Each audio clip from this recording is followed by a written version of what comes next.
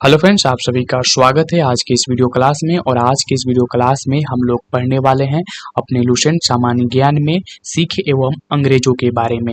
हमारा ये video series चल रहा है लुसेंट सामान्य ज्ञान का। अगर अभी तक आप हमारे चैनल को सब्सक्राइब नहीं किए हैं तो जरूर से जरूर सब्सक्राइब कर लीजिए, ठीक है। और आज की इस वीडियो में हम लोग सिख एवं अंग्रेजों के बीच जो युद्ध हुए, किस तरह से अंग्रेजों ने सिखों को हराया और उनके शासन के क्षेत्रों को, उनके शासक क्षेत्रों पर अपना अधिकार स्थापित किया, इन्हीं सब चीजों को यहाँ पर हम लोग समझने वाले हैं। तो आज का हमारा वीडियो सिख एवं अंग्रेजों के बीच जो टकराव हुए उस पर है और ये हमारा लुसेंट सामान्य ज्ञान का वीडियो सीरीज है।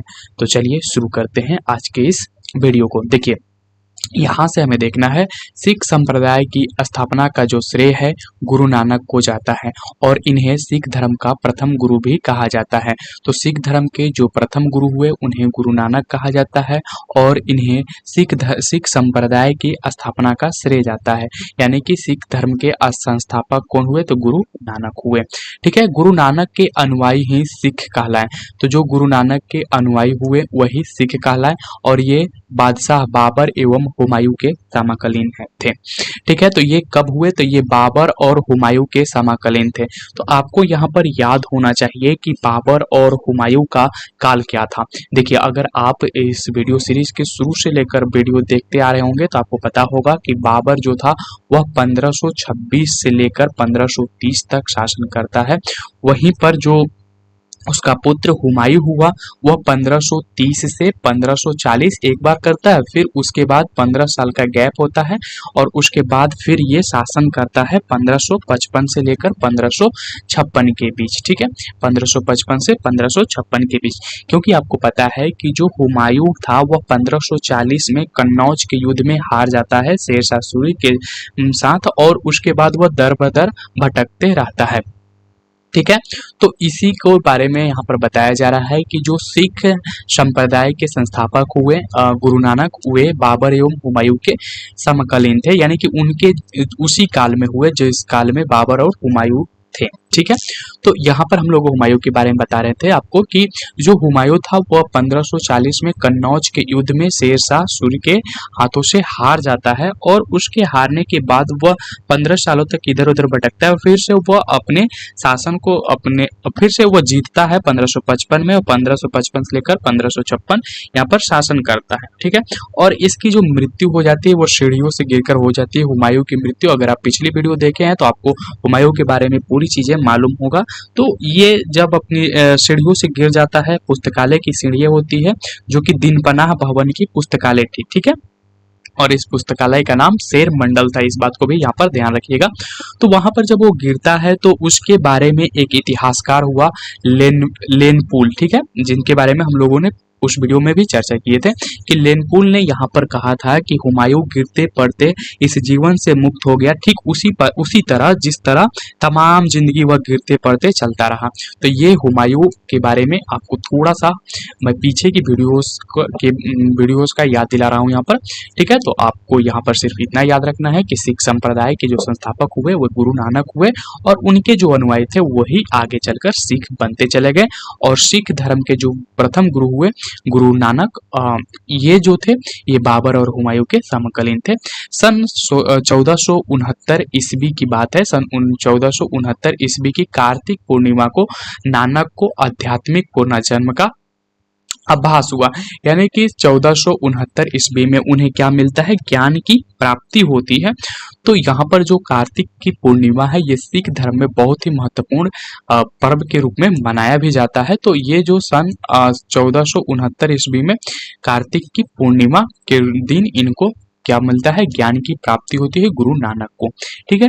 गुरु नानक ने गुरु का लंगर नामक निःशुल्क सहभागी भोजनालय स्थापित किया। देखिए, जो लंगर व्यवस्था थी ये गुरु नानक ने ही शुरू किया था और ये निःशुल्क होता है और ये आज भी चलता है। तो यहाँ पर जो लंगर व्यवस्था है ये गुरु नानक ने शुरू किया था। सहभागी भोजनालय का मतलब कि सब साथ मिलकर इस यहाँ पर भोजन करते थे और इन लोगों ने मतलब यहाँ पर लंगर व्यवस्था लागू था और जो कि पूरा निःशुल्क होता है। आज भी यहाँ पर लंगर प्रथा चलती है। ठीक है, यहाँ पर है कि गुरु नानक ने अपने स्थानों पर गुरु नानक ने अनेक स्थानों पर संगत, धर्मशाला और पंगत लंगर की स्थापित किया था। तो इन्होंने संगत, धर्मशाला और पंगत यानी कि लंगर की व्यवस्था की थी, जिसमें क्या मिलता है, निःशुल्क मतलब भोजन आपको मिलेगा। आप जाएंगे वहां पर तो आपको वहां पर भोजन मिलेगा, प्रतिदिन ये चलता रहता है। ठीक है, जहां पर बहुत सारे लोग निःशुल्क भोजन आज भी वहां पर प्राप्त करते हैं, कई स्थानों पर ये है। ठीक है, संगत और पंगत ने गुरु नानक के अनुयायियों के लिए एक संस्था का कार्य किया, जहां से वे प्रतिदिन मिलते थे। देखिए, अब यहाँ पर हुआ ये कि जो इन्होंने संगत और पंगत व्यवस्था स्थापित किया, इस वजह से यहाँ पर जो सिख संप्रदाय हुई, जो इनके अनुयायी थे, उनके अनुयायियों के बीच एक संबंध बनता चला गया। क्योंकि आप जब दिन में एक बार मिलकर एक साथ खाना खाओगे, वहां पर आप जब मिलोगे एक दूसरे से, तो वहां पर संबंध स्थापित होते चले गए। इसलिए आप देखेंगे कि जो सिख धर्म के लोग होते हैं, उनके बीच जो होता है एक एकता का भाव होता है। ठीक है, तो एकजुट होते हैं। ठीक है, तो ये उनके शुरुआती जो कार्य थे, जैसे कि संगत और पंगत, उसका ये प्रतिफल आप कह सकते हैं। ठीक है, तो ये यहाँ पर उनके लिए एक फायदेमंद हुआ कि उनके अनुयायी जो थे वो प्रतिदिन मिलते थे, और जो संगत और पंगत थी वह एक कार्यालय के रूप में यहाँ पर कार्य करने लगा, एक संस्था के रूप में कार्य करने लगा। ठीक है, चलिए आगे देखते हैं। गुरु नानक को 1538 में करतारपुर में इनकी मृत्यु हो गई। ठीक है, तो 1538 में गुरु नानक की क्या हो जाती है, मृत्यु हो जाती है। कहाँ पर, करतारपुर में। याद रखिएगा, करतारपुर में गुरु नानक की मृत्यु 1538 ईस्वी में होता है। उसके बाद यहाँ पर गुरु अंगद के बारे में बताया गया है। तो गुरु अंगद जो है वह 1539 से 1552 ईस्वी तक सिखों के दूसरे गुरु के रूप में ये स्थापित होते हैं। ठीक है, तो प्रथम गुरु जो हुए वो गुरु नानक हुए, और द्वितीय गुरु अंगद हुए। गुरु अंगद जो थे वो 1539 से 1552 के बीच हुए। इनका जो प्रारंभिक नाम था वह लहना था। ठीक है, लहना इनका प्रारंभिक नाम था, यानी कि शुरुआती नाम। बचपन में जिस तरह से हमारे लोग के भी कई नाम होते हैं, तो उसी तरह से यहाँ पर जो गुरु अंगद का प्रारंभिक नाम था वह लहना था, और गुरु अंगद जो है सिख धर्म के दूसरे गुरु बनते हैं। ठीक है, तो सिख धर्म के ये दूसरे गुरु बनते हैं। आगे बढ़ते हैं। इन्होंने नानक द्वारा शुरू की गई लंगर व्यवस्था को अस्थायी बना दिया। अब इन्होंने, गुरु अंगद ने कहा कि जो हमारी लंगर व्यवस्था है इसको क्या किया जाए, अस्थायी किया जाए। ठीक है, यानी कि ये हमेशा चलता रहे, और इसी का परिणाम आप देखेंगे कि आज भी सिख धर्म में यहाँ पर लंगर व्यवस्था चल रही है, और कई लोग प्रतिदिन यहाँ पर निःशुल्क भोजन करते हैं। ठीक है, आगे है कि गुरुमुखी लिपि का आरंभ गुरु अंगद ने किया। तो गुरु अंगद ने एक लिपि की आरंभ की, एक लिपि की शुरुआत की, जिसे गुरुमुखी लिपि कहा जाता है। और ये जो था ये सिख धर्म के लोगों के लिए बनाया गया था। उनके जो ग्रंथ होते थे, धार्मिक जो ग्रंथ हुए, उनमें ये इस लिपि का प्रयोग किया गया है। तो गुरुमुखी लिपि का जो शुरुआत किया गया वह गुरु अंगद के द्वारा किया गया था। ठीक है, तो गुरु अंगद जो हुए वो द्वितीय गुरु थे, और उन्होंने दो काम अब तक यहाँ पर, उनके दो काम आप देख लिए। पहला कि उन्होंने लंगर व्यवस्था को अस्थायी कर दिया, दूसरा उन्होंने गुरुमुखी लिपि की खोज की। ठीक है, चलिए आगे देखते हैं। सिखों के तीसरे गुरु अरमदास हुए। ठीक है, अरमदास जो थे वह 1552 से 1574 ईस्वी के बीच हुए। ठीक है, 52 से लेकर ये 74 तक बने रहे। ठीक है, सिखों के तीसरे गुरु, दूसरे गुरु अंगद हुए, प्रथम गुरु गुरु नानक थे, और तीसरे गुरु, यहाँ पर तीसरे गुरु के रूप में जो आते हैं वो है अरमदास। ठीक है, अमरदास ये आते हैं। अमरदास यहाँ पर आते हैं सिखों के तीसरे गुरु के रूप में। तो ये 1552 से लेकर 1574 ईस्वी तक रहते हैं। आगे देखते हैं। गुरु अमरदास ने हिंदुओं से पृथक होने वाली कई कार्य किए।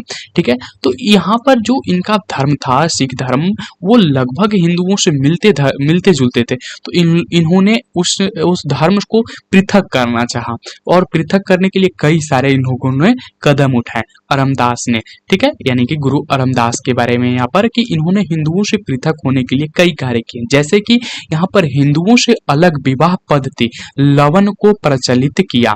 तो यहाँ पर जो सिख धर्म में जो विवाह पद्धति होती है वह लवन विधि से होती है, लवन विवाह पद्धति के माध्यम से होता है, और इसकी शुरुआत अमरदास ने किए थे, और अमरदास जो है वह सिखों के तीसरे गुरु हैं, इस बात को आप याद रखिएगा। चलिए आगे देखते हैं। अकबर ने गुरु अमरदास से गोविंदवाल जाकर भेंट की और गुरुपुत्री बीबी भानी को कई गांव दान में दिए। देखिए अकबर जो था वह गुरु अमरदास से जाकर भेंट करता है, कहां पर, गोविंदवाल में, ठीक है, गोविंदवाल में जाकर ये भेंट करता है, और इनकी पुत्री, गुरुपुत्री का मतलब हुआ कि गुरु अमरदास के पुत्री जिनका नाम था बीबी भानी, इनका नाम याद रखिएगा, और इनको क्या किया गया कि कई गांव यहाँ पर दान में दे दिया। अकबर उस समय राजा था, तो वो जब गुरु अमरदास से मिलता है तो खुशी से वो कई गांव जो है वह उनकी पुत्री को दान में देता है। अब ये जो गांव इन्हें दान में मिलता है, आगे चलकर इन्हीं गांवों, इन्हीं दान की भूमियों पर अमृतसर शहर का स्थापना होता है, जिसके बारे में हम लोग आगे बात करेंगे। देखिए अमरदास ने 22 गद्दियों की स्थापना की। एक बात और याद रखिएगा कि अमरदास ने 22 गद्दियों की स्थापना की, और प्रत्येक पर एक महंत की नियुक्ति की, और प्रत्येक पर एक महंत की नियुक्ति की। इन्होंने 22 गद्दियों की स्थापना की। देखिए अब यहाँ पर वो बात आती है कि बीबी के पति, यानी कि बीबी भानु की बात हो रही है। बीबी भानु के पति रामदास, ठीक है, जो कि 1574 से 1581 तक सिखों के चौथे गुरु हुए। तो ये चौथे नंबर के गुरु होते हैं गुरु रामदास, 1574 से लेकर 1581 ईस्वी के बीच, ठीक है। और इनके जो बीबी थे, यानी कि इनकी जिनसे शादी हुई थी, उनका नाम था बीबी भानी, ठीक है। बीबी भानी को अकबर ने जो भूमि कई गांव भूमि दान में दी थी, वो थी पूरे 500 बीघे की भूमि, ठीक है। तो बीबी भानी को 500 बीघे की भूमि जो था अकबर से मिला था, और इसी भूमि पर गुरु रामदास ने इसी भूमि पर अमृतसर नामक जलाशय खुदवाया और अमृतसर नगर की स्थापना की, ठीक है। गुरु रामदास ने अपने तीसरे पुत्र अर्जुन को गुरु का पद सौंपा, और इस तरह इन्होंने गुरु पद को पैतृक बना दिया। देखिए यहाँ पर आपको समझना होगा कि सबसे पहले हम इस चीज को समझते हैं कि जो अमृतसर नामक शहर है, या ये जो जलाशय है, उसका निर्माण कौन करवाया, तो रामदास ने करवाया। कहां पर करवाया, तो ये जो 500 बीघे की भूमि मिली थी अकबर के द्वारा उनकी पत्नी को, बीबी भानी को, उस पर, ठीक है। और इसी अमृतसर जलाशय के पास उन्होंने अमृतसर नगर भी बसाया, ये रामदास ने किया। और रामदास अपने तीसरे पुत्र यानी कि गुरु अर्जुन को क्या किए, गुरु का पद सौंप दिए। यानी कि रामदास के जो तीसरे पुत्र थे उनका नाम अर्जुन था, और उन्हें इन्होंने अपना गुरु का पद सौंप दिया। जैसे ही वो गुरु के पद को सौंपते हैं, तो यहाँ पर जो गुरु का पद है अब वह पैतृक पद हो गया, क्योंकि एक पिता के बाद यहाँ पर पुत्र को ट्रांसफर होता है। तो यानी कि 5वें गुरु जो बनते हैं वह पैतृक विधि से गुरु अर्जुन देव बनते हैं। इससे पहले कि जितने भी गुरु बने वो पैतृक तरीके से नहीं थे, वो या तो उनके शिष्य हुए या फिर कोई और था, लेकिन उनके बीच पैतृक पिता और पुत्र का संबंध नहीं था। लेकिन यहाँ पर गुरु पद को यहाँ पर अर्जुन देव ने पैतृक कर दिया। चलिए तो यहाँ पर अब हम लोगों ने समझ लिया कि जो गुरु पद है वह पैतृक हो गया, और अब यहाँ पर 5वें गुरु के रूप में गुरु अंगद देव, गुरु अर्जुन, ठीक है, इनका नाम, जो 5वें गुरु थे सिखों के, उनका नाम था गुरु अर्जुन। यानी कि अब ये 5वें नंबर पर आते हैं। तो चलिए आगे बढ़ते हैं। फिर अब यहाँ पर हमें आगे जो देखना है वो ये है कि गुरु अर्जुन ने 1581 से लेकर 1606 ईस्वी तक सिखों के 5वें गुरु हुए, ठीक है। यानी कि 5वें गुरु के रूप में 1581 से लेकर ये 1606 ईस्वी तक रहे, ठीक है। इन्होंने सिखों के धार्मिक ग्रंथ आदि ग्रंथ की रचना की, और इसमें गुरु नानक की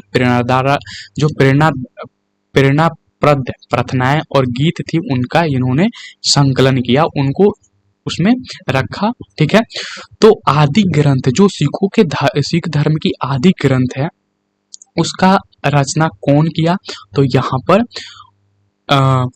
गुरु अर्जुन देव ने किए थे। ठीक है, तो गुरु अर्जुन देव जो थे वो सिखों के 5वें गुरु थे और इन्हीं के बाद मतलब सिखों के जो गुरुओं के जो पद थे वह वंशानुगत हो गया, यानी कि पिता के बाद पुत्र को पैतृक हो गया। ठीक है, तो पिता के बाद पुत्र को मिलने लगा।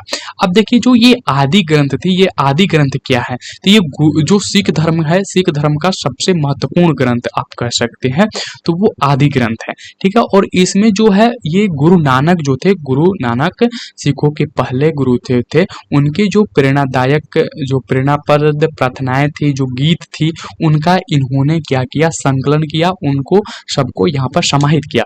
देखिए इसी गुरु आदि ग्रंथ को गुरु ग्रंथ साहिब भी यहाँ पर बुलाया जाता है। तो इसके बारे में एक नोट डालकर लिखा हुआ है कि गुरु ग्रंथ साहिब यानी कि आदि ग्रंथ में सिख गुरुओं के साथ साथ कबीर, नामदेव एवं रैदास की रचनाओं को भी सम्मिलित किया गया है। देखिए ये चीज बहुत ज्यादा इम्पोर्टेंट यहाँ पर बात है। देखिए यहाँ पर आपसे सीधा सवाल पूछ लिया जाएगा कि गुरु ग्रंथ साहिब में रैदास की जो बातें हैं उनको सम्मिलित किया गया है कि नहीं, कबीर की चीजों को सम्मिलित किया गया है कि नहीं। ठीक है, तो डायरेक्ट यहाँ पर ये सवाल बनती है, इसलिए आप याद रखिएगा कि गुरु ग्रंथ साहिब में कबीर का, नामदेव का एवं रैदास की रचनाएं भी सम्मिलित किया गया है। साथ ही साथ जो गुरु ग्रंथ साहिब थी सिखों के गुरुओं का भी यहाँ पर चीजों को, रचनाओं को यहाँ पर संकलित किया गया है। इस चीज को आप ध्यान में रखिएगा। ठीक है, अब देखिए यहाँ पर हम आगे बढ़ते हैं। गुरु अर्जुन ने अमृतसर जलाशय के मध्य में हरमंदर साहब का निर्माण करवाया। तो जो गुरु अर्जुन थे, गुरु अर्जुन, इन्होंने हरमंदर साहब का निर्माण अमृतसर जलाशय में किया। अब आपको यहाँ पर बताना है कि अमृतसर जलाशय का निर्माण किसने किया, क्योंकि पीछे अब भी जस्ट हम लोगों ने इसके बारे में पढ़ा। ठीक है, तो इसका आप नाम कमेंट्स में जरूर लिखिए। चलिए आगे देखते हैं। राजकुमार खुसरो की सहायता करने के कारण यहाँ पर जहांगीर ने 1606 ईस्वी में गुरु अर्जुन को मरवा दिया। तो अब यहाँ पर राजकुमार खुसरो की सहायता करने में यहाँ पर जहांगीर ने 1606 ईस्वी में गुरु अर्जुन को मरवा दिया। दरअसल यहाँ पर खुसरो जो था वो भाग रहा था और उसके पीछे पीछे जहांगीर था। ठीक है, लेकिन ये खुसरो जो है वो सिखों के जो गुरु हुए अर्जुन देव उनसे मिला और अर्जुन देव ने आशीर्वाद दिया और इसी को लेकर यहाँ पर जहांगीर ने उनकी हत्या करवा दी। ठीक है, मरवा दिया। अब यहाँ पर होता क्या है कि अब यहाँ पर टकराव शुरू हो जाता है मुगल में और यहाँ पर सिखों में एक तरह से। देखिए आगे बढ़ते हैं। सिखों के छठे गुरु गुरु हरगोबिंद हुए, जो कि 1606 से 1645 ईस्वी तक ये सिखों के गुरु बने। ठीक है, और इन्होंने सिखों को सैन्य संगठन का रूप दिया तथा अकाल तख्त या ईश्वर के सिंहासन का निर्माण करवाया। ठीक है, अकाल तख्त या ईश्वर के सिंहासन का निर्माण, जिसे अकाल तख्त या ईश्वर के सिंहासन के नाम से जाना जाता है। तो देखिए यहाँ पर जो हरगोबिंद सिंह आए, इन्होंने एक काम किया कि अब जो है जो सिख धर्म था उसको सैन्य संगठन का रूप दे दिए, यानी कि अब सिख संप्रदाय जो था वह सैनिक की तरह रहने लगे। ये सैन्य संगठन का रूप धारण कर लिया। ठीक है, और इनके बारे में कहा जाता है कि ये 2 तलवार बांधकर गद्दी पर बैठते थे एवं दरबार में नगाड़ा बजाने की व्यवस्था भी की थी। इन्होंने अमृतसर की किलेबंदी की। अब इन्होंने अमृतसर की किलेबंदी की और इन्होंने जो है सिख संप्रदाय को, सिख संगठन को सैन्य संगठन के रूप में तब्दील किया, बदला। और ये जब सिंहासन पर, जब गद्दी पर बैठते थे तो अपने साथ तलवार बांधकर बैठते थे। तो अब आप यहाँ पर देख रहे हैं कि जैसे ही जहांगीर ने गुरु अर्जुन को मरवाता है, उनके बाद जो हरगोबिंद सिंह आते हैं वह तुरंत यहाँ पर एक्शन मोड में आ जाते हैं और सैन्य संगठन करना शुरू कर देते हैं, किलाबंदी करना शुरू कर देते हैं और खुद भी 2 तलवार बांधकर एक राजा की तरह यहाँ पर गद्दी पर बैठने लगते हैं। आगे होता है कि सिखों के जो 7वें गुरु आए हर राय, ये 1645 से 1661 ईस्वी के बीच हुए और इन्होंने दारा सिकोहो को मिलने आने पर आशीर्वाद दिया। तो दारा सिकोहो इनसे मिलने आया। दारा सिकोहो के बारे में हम लोग पीछे जब मुगल के बारे में पढ़ रहे थे तो यहाँ पर दारा सिकोहो के बारे में हम लोगों ने चर्चा किया था। तो अगर अभी तक आप पीछे वाले वीडियोस नहीं देखे हैं तो जरूर उसमें जाकर आप इसे देखिए। ठीक है, तो सिखों के जो 7वें गुरु हुए हर राय, ये 1545 से 1645 से लेकर 1661 के बीच हुए और इन्होंने दारा सिकोहो को मिलने आने पर आशीर्वाद दिया।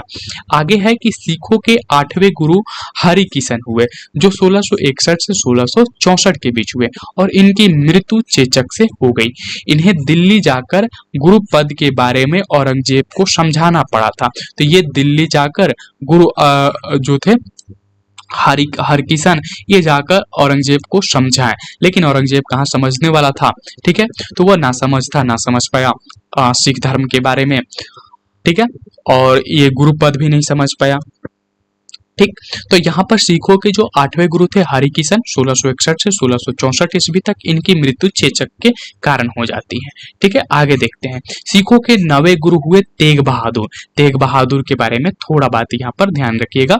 देखिए 1664 से 1675 ईस्वी तक ये गुरु पद पर रहे। ठीक है, और इस्लाम स्वीकार नहीं करने के कारण औरंगजेब ने इन्हें वर्तमान शीशगंज में गुरुद्वारा के निकट मरवा दिया। तो जो वर्तमान में शीशगंज है उसकी गुरुद्वारा के निकट ही यहाँ पर इनको मरवा देता है तेग बहादुर को। हालांकि देखिए जो 8वें गुरु थे हरिकिशन वो जाकर औरंगजेब को गुरु पद के बारे में समझाए थे, लेकिन औरंगजेब तो यहाँ पर इस्लाम को प्रसार करने में लगा था। तो यहाँ पर जब वो नहीं समझ पाता है और फिर यहाँ पर जो 9वें गुरु होते हैं तेग बहादुर उनको ये मरवा देता है, इसलिए सिर्फ कि वह इस्लाम को कबूल नहीं करते हैं, वह इस्लाम को ठुकरा देते हैं कि हम इस्लाम को नहीं कबूल करेंगे, और इसी वजह से इनको वर्तमान जो शीशगंज के गुरुद्वारा है उसी के निकट यहाँ पर मरवा देते हैं इनको। अब देखिए क्या होगा कि इसका अब जो है जो सिख धर्म है वो और भी एग्रेसिव मूड में आ जाता है और ये अब ज्यादा टकराव यहाँ पर शुरू हो जाएंगे। ठीक है, आगे देखते हैं। सिखों के 10वें एवं अंतिम गुरु गुरु गोविंद सिंह हुए जो कि 1675 से 1708 ईस्वी में हुए। इनका जन्म 1666 ईस्वी में पटना में हुआ था। तो इनका जन्म जो था वह पटना में हुआ था 1666 ईस्वी में, और ये सिखों के 10वें और अंतिम गुरु हुए। इसके बाद गुरु पद जो है वह समाप्त कर दिया गया और कहा गया कि जो सिख धर्म की जो आदि ग्रंथ है उसी के आधार पर अब यहाँ पर सिख संप्रदाय आगे वृद्धि करेगा। ठीक है, तो यहाँ पर सिखों के जो 10वें और अंतिम गुरु हुए उनका नाम था गुरु गोविंद सिंह। चलिए देखिए गुरु गोविंद सिंह के बारे में यहाँ पर हमें कई चीजें ध्यान में रखना है। जैसे कि ये अंतिम गुरु हुए गुरु गोविंद सिंह जो कि 1675 से 1708 ईस्वी तक गुरु पद पर है। ठीक है, आगे देखते हैं कि गुरु गोविंद सिंह अपने को सच्चा बादशाह कहा। इन्होंने सिखों के लिए 5 काकर यहाँ पर अनिवार्य किया। ठीक है, देखिए 5 ये क्या है, तो 5 का से शुरू होने वाले शब्द जैसे कि केस, यहाँ पर कि प्रत्येक सिख जो है वह केस रखेगा, कंधा रखेगा, कृपाण रखेगा, कक्षा और काड़ा रखने की ये अनुमति दी थी। ये 5 चीजों का 5 काकर का इन्होंने शुरुआत किया गुरु गोविंद सिंह जो कि सिखों के अंतिम गुरु हुए। ठीक है, अनुमति दी। सभी लोगों को अपने नाम के अंत में सिंह शब्द जोड़ने का यहाँ पर कहा गया। तो अब आप जितने भी सिख लोगों को देखेंगे उनके नाम के अंतिम में सिंह जुड़ा हुआ रहेगा। ठीक है, तो ये गुरु गोविंद सिंह के कहने के कारण ये यहाँ पर होता है ऐसा, और बाकी सभी लोगों का नाम यहाँ पर सिंह आगे भी जुड़ा हुआ था। तो आप देखेंगे कि इस तरह से यहाँ पर इन्होंने 5 काकर की व्यवस्था शुरू किया कि आप 5 काकर को अनिवार्य रूप से आप रखेंगे और ये 5 और साथ ही साथ अंत में सिंह जोड़ेंगे। गुरु गोविंद सिंह का जो निवास स्थान है वह है आनंदपुर साहिब था और एवं कार्यस्थली पावोता। ठीक है, पावोता थी। तो गुरु गोविंद सिंह की जो निवास स्थान थी वह आनंदपुर साहिब था और उनका कार्यस्थली जो था वह पावोत था। पावोता था। इनके दो पुत्र हुए। देखिए यहाँ पर जाकर आपको समझना है कि इनके दो पुत्र हुए, एक का नाम फतेह सिंह था और दूसरा का नाम जोरावर सिंह था। इन दोनों को सरहिंद के मुगल फौजदार वजीर खां, जिसका नाम क्या था, वजीर खां, ने दीवार में चिनवा दिया। तो यहाँ पर गुरु गोविंद सिंह के दो पुत्र थे, फतेह सिंह और जोरावर सिंह, और इनको क्या करता है, ये दीवार में चिनवा देता है वजीर खां। और इसी का बदला लेने के लिए गुरु गोविंद सिंह का एक शिष्य होता है जिसका नाम होता है बंदा बहादुर, वो क्या करता है, वजीर खां की हत्या कर देता है। ठीक है, चलिए जिसके बारे में हम लोग आगे जानेंगे इसी वीडियो में। तो यहाँ पर 1619 ईस्वी में बैसाखी के दिन, ठीक है, गुरु गोविंद सिंह ने खालसा पंथ की स्थापना की। पहुला प्रणाली की शुरुआत भी गुरु गोविंद सिंह ने की। तो इन्होंने पहुला प्रणाली भी शुरुआत की, खालसा पंथ की भी स्थापना की। आपसे डायरेक्ट पूछा जाएगा कि खालसा पंथ की शुरुआत किसने की, तो गुरु गोविंद सिंह। गुरु गोविंद सिंह कौन थे, तो सिखों के अंतिम गुरु यानी कि 10वें गुरु थे। ठीक है, गुरु गोविंद सिंह ने सिखों के धार्मिक ग्रंथ आदि ग्रंथ को वर्तमान रूप दिया। कहा कि अब गुरुवाणी सिख संप्रदाय के गुरु का कार्य करेगा। तो इन्होंने गुरुवाणी आधुनिक रूप दिया उस ग्रंथ को। ठीक है, और जो आदि ग्रंथ थी, अब आपको बताना है यहाँ पर कि आदि ग्रंथ की रचना किसने की थी, सिखों के आदि ग्रंथ की रचना किसने की थी, हम इसी वीडियो में बात की है थोड़ा ऊपर।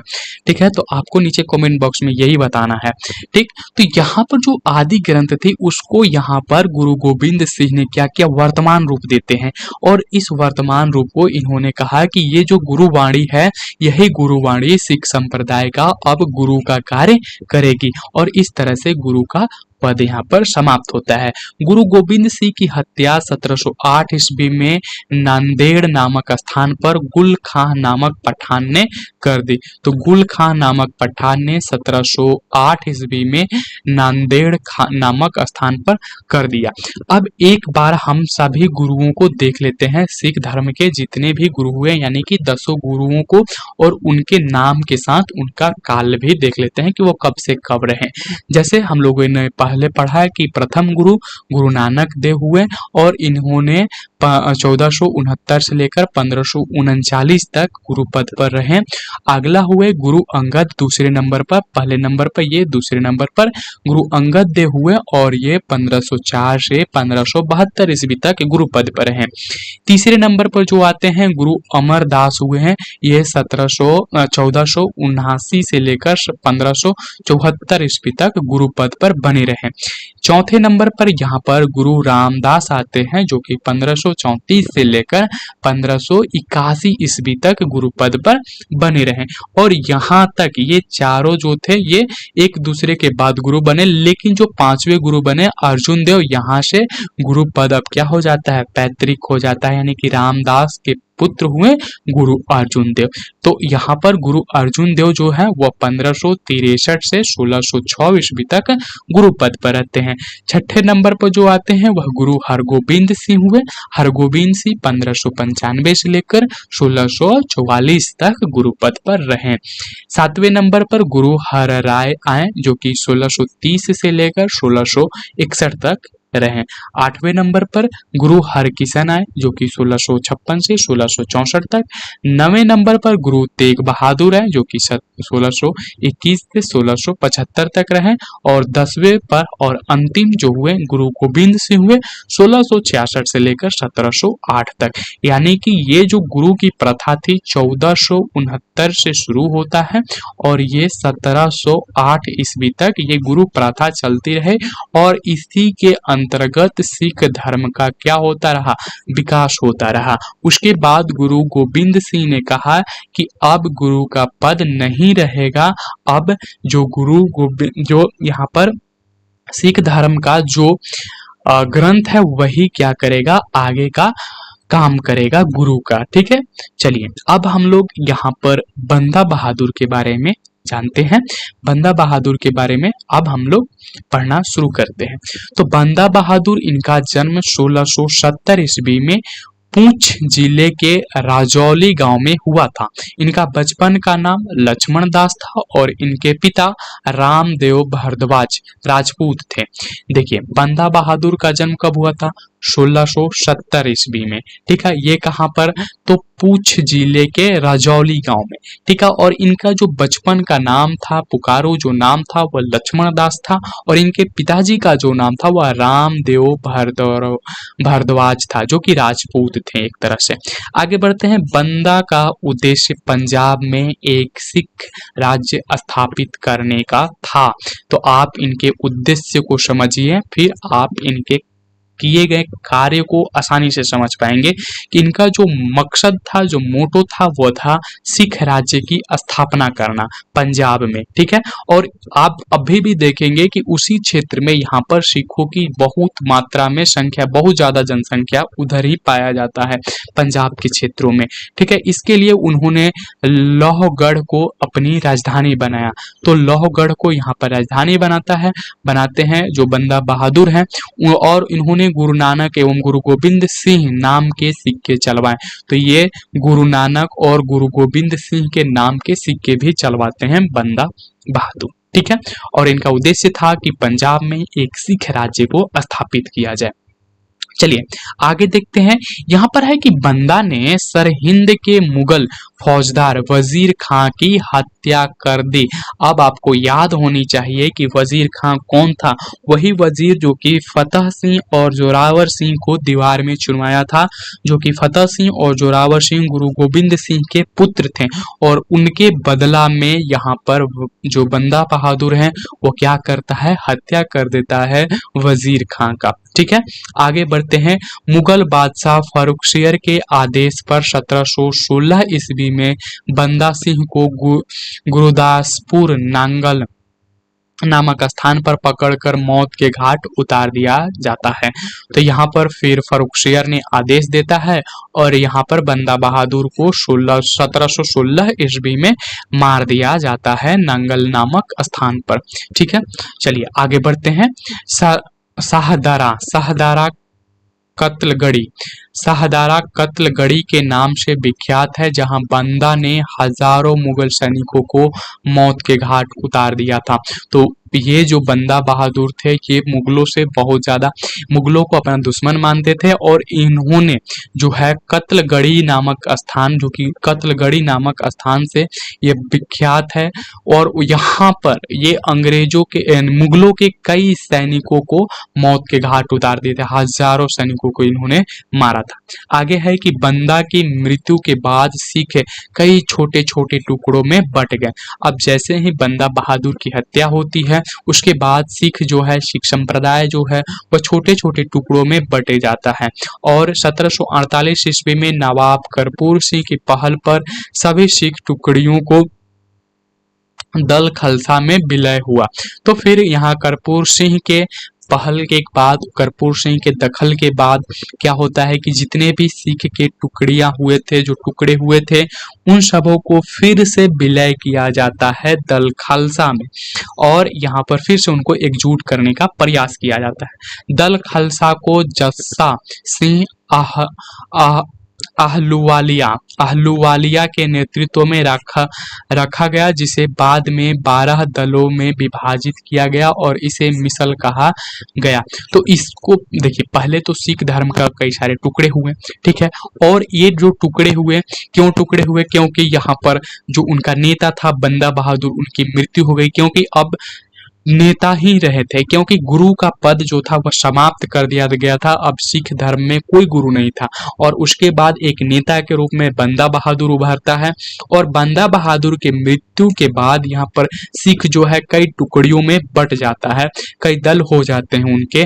और कर्पूर सिंह के द्वारा 1748 ईस्वी में उनके पहल के वजह से जो ये सभी टुकड़े हुए थे, सिख धर्म के कई टुकड़ों में बटे हुए थे, इन सब को एकजुट किया जाता है और इसमें दल खालसा में इसको विलय किया जाता है। अब यही दल खालसा को जो है जस्सा सिंह आहलूवालिया के नेतृत्व में रखा गया। ठीक है, आहलूवालिया के नेतृत्व में रख दिया गया कि आप इसको संभालो, इसको देखो। ठीक है, अब इसको नेता बना दिया गया। जिसे बाद में 12 दलों में विभाजित कर दिया। फिर से इनको जो जो यहाँ पर एकजुट करके दल खालसा बनाया गया था, दल खालसा को जब 12 भागों में बांटा गया फिर से, तो इसे मिसल कहा गया। ठीक है, आगे बढ़ते हैं। यहाँ तक उम्मीद है आपको समझ में आ रही होगी। चलिए आगे देखते हैं। अब इन मिसल जो है अरबी भाषा का शब्द है जिसका अर्थ है समान। तो यानी कि 12 समान भागों में जो है दल खालसा को विभाजित किया गया। ठीक है, आगे देखते हैं। अब यहाँ पर रणजीत सिंह आते हैं। रणजीत सिंह का जन्म गुजरावाला में हुआ था। ठीक है, और 2 नवंबर 1780 ईस्वी को इनका जन्म हुआ था। ठीक है, यहाँ पर सुकरचकिया मिसल के मुखिया महासिंह के यहाँ हुआ था। तो यहाँ पर जो 12 मिसल थे उन्हीं एक मिसल में, सुकरचकिया मिसल में इनका जन्म होता है। ठीक है, और ये जो थे जन्म होता है मानसिंह के यहाँ। मानसिंह जो थे वह सुकरचकिया मिसल के मुखिया थे। ठीक है, तो इनके यहाँ पर रणजीत सिंह का जन्म हुआ। इनके दादा जो थे वह चरत सिंह थे। तो रणजीत सिंह के दादा कौन हुए? चरत सिंह। चरत सिंह ने 12 मिसलों में सुकरचकिया मिसल को प्रमुख स्थान दिला दिया था। तो यहाँ पर जो 12 मिसल जो थे वह दल खालसा से जब विभाजित किए गए 12 मिसल को, उसमें सुकरचकिया मिसल को सबसे प्रमुख स्थान यहाँ पर उनके दादा चरत सिंह ने पहले ही दिलवा दिया था। तो एक तरह से यहाँ पर आप देखेंगे कि जो 12 मिसल थे उसमें सुकरचकिया मिसल प्रमुख मिसल था। ठीक है, आगे देखते हैं। 1798 से लेकर 99 ईस्वी में रणजीत सिंह लाहौर का शासक बना। अब ये लाहौर में अपना शासन स्थापित करते हैं। 25 अप्रैल 1809 को चार्ल्स मेटकॉफ और महाराजा रणजीत सिंह के बीच अमृतसर की संधि होती है। ठीक है, तो अमृतसर की संधि कब होती है? 1809 ईस्वी में। ठीक है, 25 अप्रैल 1809 ईस्वी में रणजीत सिंह और जो चार्ल्स मेटकॉफ है इनके बीच अमृतसर की संधि 1809 ईस्वी में होती है। आगे देखते हैं। रणजीत सिंह का राज्य 4 सूबों में बटा था: पेशावर, कश्मीर, मुल्तान एवं लाहौर। ठीक है, तो इनके जो 4 सूबे थे, एक सूबा मतलब क्षेत्र होता है, तो 4 क्षेत्रों में बटा हुआ था: पेशावर, कश्मीर, मुल्तान और लाहौर। ठीक है, आगे देखते हैं। महाराजा रणजीत सिंह का विदेश मंत्री फकीर अजुद्दीन एवं वित्त मंत्री दीनानाथ था। तो जो यहाँ पर विदेश मंत्री था उनका नाम था फकीर अजुद्दीन एवं वित्त मंत्री दीनानाथ। तो यहाँ पर आपको जो ये याद रखना है कि रणजीत सिंह का राज्य कितने भागों में बटा था? 4 सूबों में: पेशावर, कश्मीर, मुल्तान एवं लाहौर। और एक चीज और यहाँ पर आपको ध्यान में रखनी है कि 1809 ईस्वी में जो अमृतसर की संधि हुई थी वह चार्ल्स मेटकॉफ और महाराजा रणजीत सिंह के बीच हुआ था। ठीक है, चलिए आगे देखते हैं। 7 जून 1839 में रणजीत सिंह की मृत्यु हो जाती है। 7 जून 1839 में रणजीत सिंह की मृत्यु हो जाती है। देखिए यहाँ पर सिखों के बीच और अंग्रेजों के बीच जो टकराव हुए इसमें 2 युद्ध लड़े गए। पहला प्रथम आंग्ल सिख युद्ध और दूसरा द्वितीय आंग्ल सिख युद्ध। प्रथम आंग्ल सिख युद्ध 1845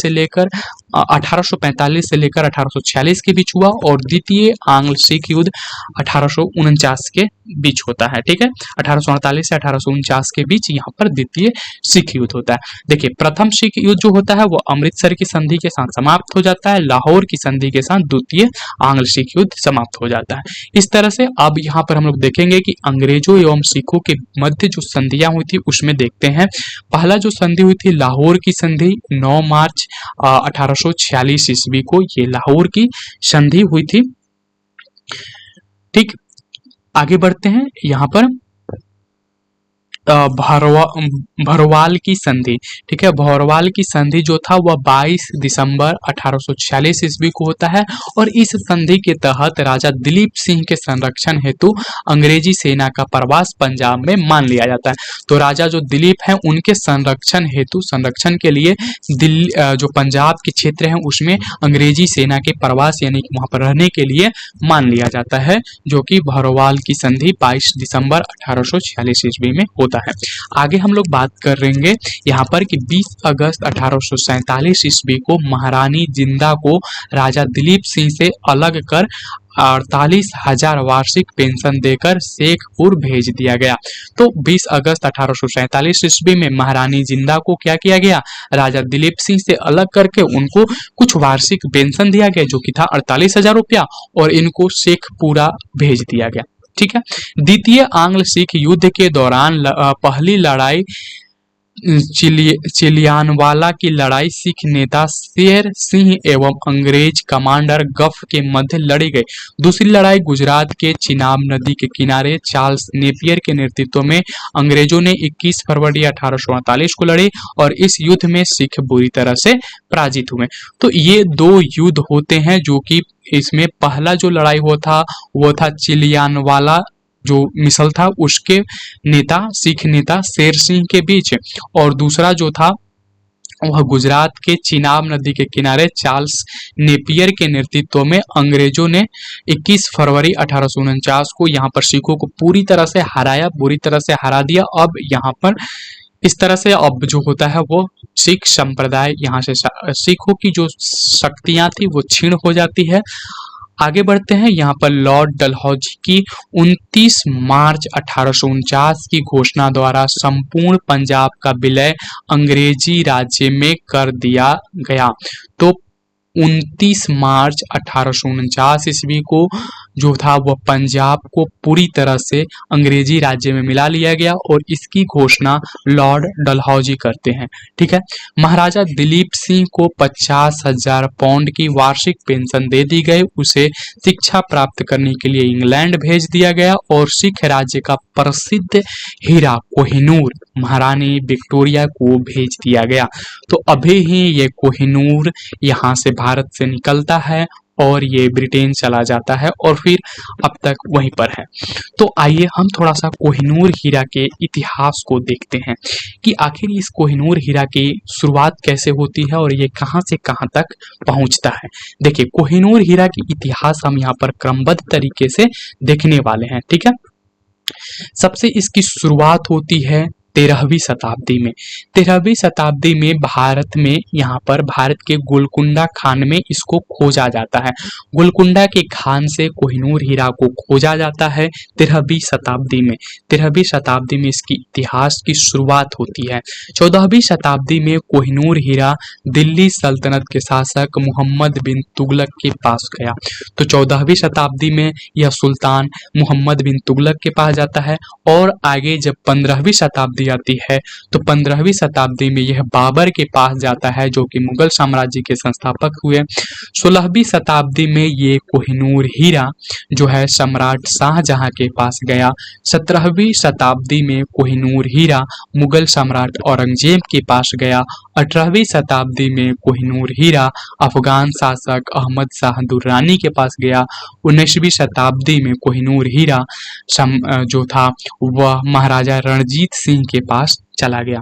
और यहाँ पर 19वीं शताब्दी के बाद जो 1849 में जो कि हम लोगों ने पढ़ा, यहाँ पर ब्रिटिश राज्य के हाथ में चला गया और ये वर्तमान में ब्रिटिश ताज का हिस्सा है जो कि लंदन ऑफ टावर में रखा गया है इसको। तो ये थी कोहिनूर हीरा का एक इतिहास था और अब ये जो है लंदन के पास यहाँ पर रखा गया है कोहिनूर हीरा को। ठीक है। तो हम लोगों ने इस तरह से जो सिख संप्रदाय और अंग्रेजों के बीच जो टकराव थे, जो संबंध थे, उसको यहाँ पर हम लोगों ने आज के वीडियो में समझने का प्रयास किया। ये हमारा लुसेंट सामान्य ज्ञान का वीडियो सीरीज चल रहा है। अगर अभी तक आप हमारे इस चैनल को सब्सक्राइब नहीं किए हैं तो सब्सक्राइब कर लीजिए और इस प्लेलिस्ट को आप जरूर सेव कर लीजिए क्योंकि हम लुसेंट सामान्य ज्ञान को पूरी तरह से खत्म करने वाले हैं इसी तरह से एक एक पेज को। ठीक है। तो अगर अभी तक आप इस प्लेलिस्ट को सेव नहीं किए हैं अपने चैनल अपने लिए तो सेव जरूर कर लीजिए। मिलते हैं अगली वीडियो में जिसमें हम लोगों को बात करना है कंपनी के अधीन गवर्नर जनरल, यानी कि जो कंपनी के अधीन थे कई गवर्नर जनरल भारत में आते हैं बनकर, उनके बारे में, उनके शासनकाल के बारे में कि उनके शासनकाल में कौन सी व्यवस्था लागू हुआ, किस तरह से वहां पर विकास किए वो, किस तरह से उन लोगों ने भारत को बदलने का प्रयास किया, उनका मानसिकता क्या थी, इन सारी चीजों के बारे में यहाँ पर हम लोग समझेंगे लुसेंट सामान्य ज्ञान के मदद से। तो चलिए मिलते हैं अगली वीडियो में।